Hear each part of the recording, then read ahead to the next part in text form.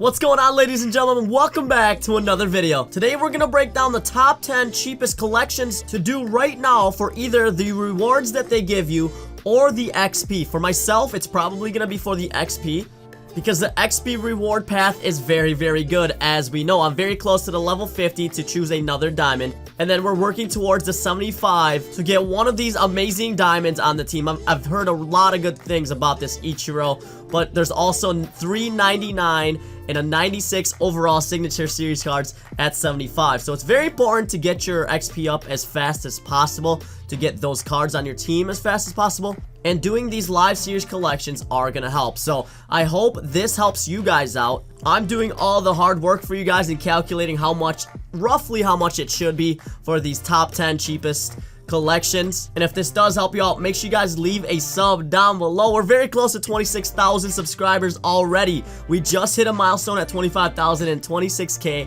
is right around the corner. So the way I broke this down, guys, was I calculated, I went into the market and looked at all the gold cards for each team, right, for the top 10 here. And so we calculated that together.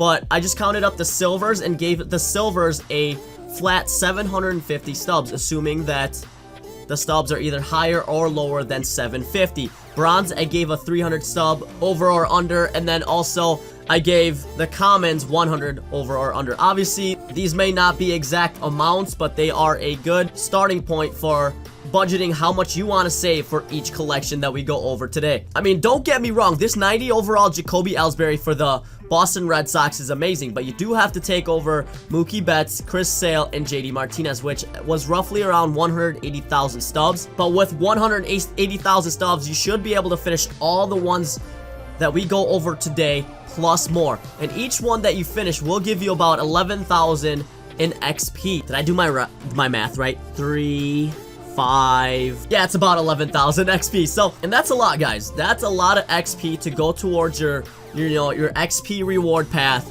and on your way to get some extra diamonds on your team. So let's get started here, guys. We're gonna start with number 10 on the list, and it is Pittsburgh Pirates, coming out at 17,600 stubs. Roughly their top two most expensive guys are Felipe Vasquez and Starling Marte. Starling Marte is about 2,000 stubs, and Vasquez is about the same. They do have an 82 gold Willie Stargell with diamond hitting, 97 and 58 contact, 86 and 73 power.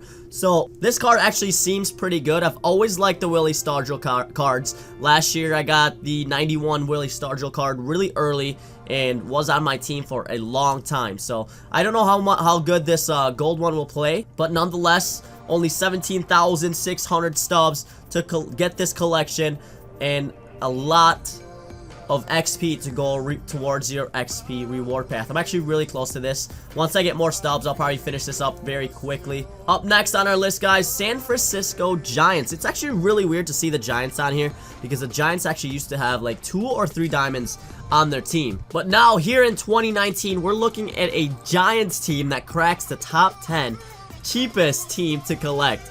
They have the 83 Orlando Cepeda, another card that has a diamond hitting, and also not a bad looking card, but I don't think a lot of people are looking for gold cards anyways. So their most expensive card will be the Madison Bumgarner at 1,500. It might actually be Buster Posey.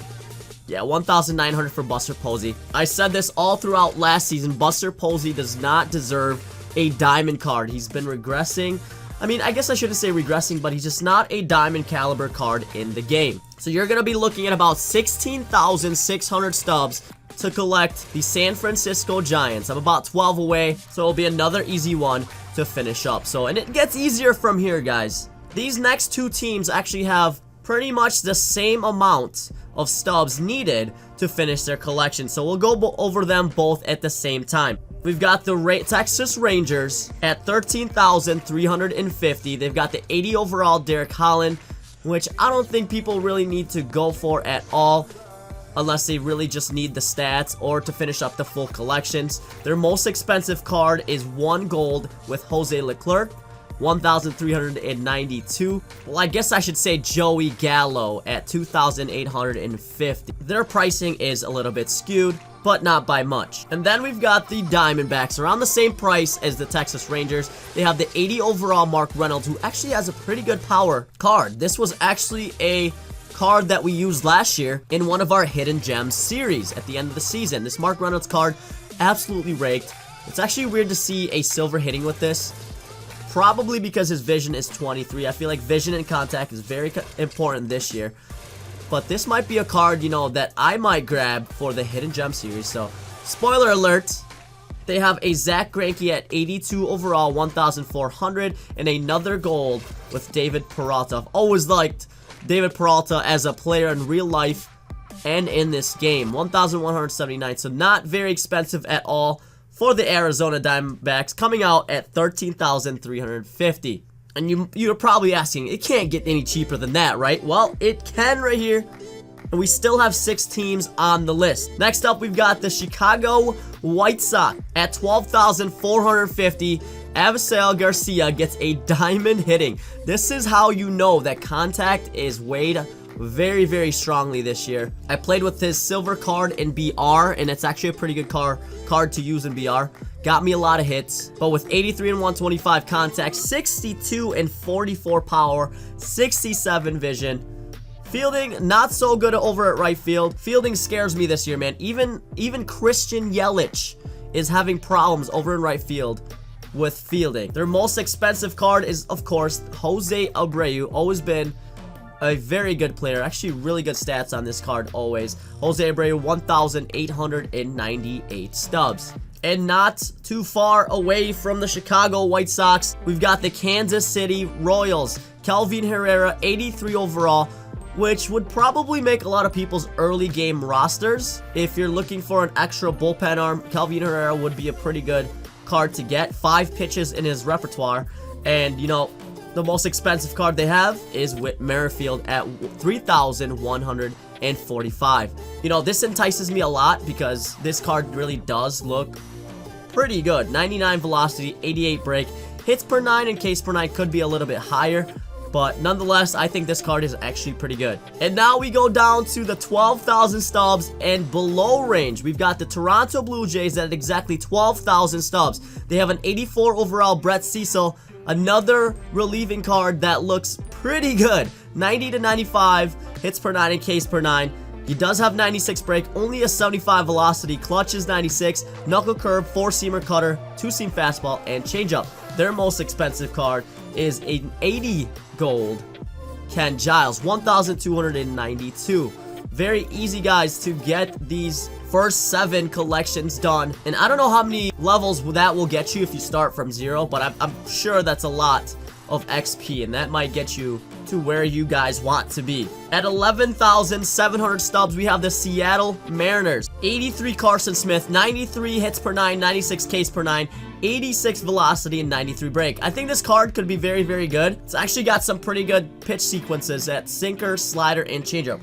For me, for a pitcher, I look for someone that has an off-speed pitch, like a slider, and a good fastball. And a sinker would be considered a good fastball at 93 miles per hour.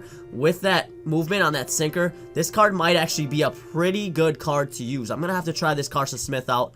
And it's actually going to be very, very cheap to collect this, to get this collection done. Mitch Haniger is their cheapest at 1,371. Cheapest gold, I should say. Down to our final 2. We're getting close to around the 10,000 stub range.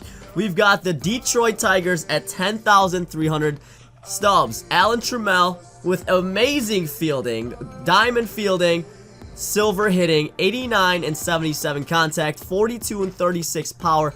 It's really weird that this card is a silver hitting because we saw a diamond hitting in Avisail Garcia, which Avisail Garcia, you know, about had the same contact and kind of the same power as Alan Trammell. But I don't know, this game is weird sometimes, but 83 gold, 10,700 stubs to finish the collection. Miguel Cabrera is their most expensive card. Remember when Miggy was a diamond too? I remember in 2016, the show, I pulled this Miguel Cabrera like 3 times. 1,775. How times have changed. And now we're down to our final collection, the cheapest collection in the whole game. We got the Miami Marlins at 9,700 stubs. We've got Cal Bearclaw at 81 gold, 102 hits per 9, and 117 Ks per 9. That base on balls per 9, though, is pretty god-awful, but it still might not be a bad card here to use. The control might just be a little bit hard with this card, but, you know, 84 velocity, 95 break, hits per 9, Ks per 9 is pretty good. So, another card worth looking at, but, you know, they don't even have a gold on the team. So, this is the cheapest collections to finish. Starlin Castro is their top silver at 1,385, and Brian Anderson at 1,249. So, guys, make sure you guys finish these. Get as many of this XP as you can get with these cheap collections. If this video helped you out, and if you finish these 10 in order, let me know how many levels you guys go up from this. I'm very curious because I'm about to do this myself, and if this can get me close to 75, level 75 on the XP reward path, I'm gonna be a very happy person because Clayton Kershaw needs to be on the team. So, but yeah, guys, thank you so much for watching today. If you enjoyed, make sure you leave a like down below, leave a sub, follow all my social media links down below, and as always, I'll catch you in the next one.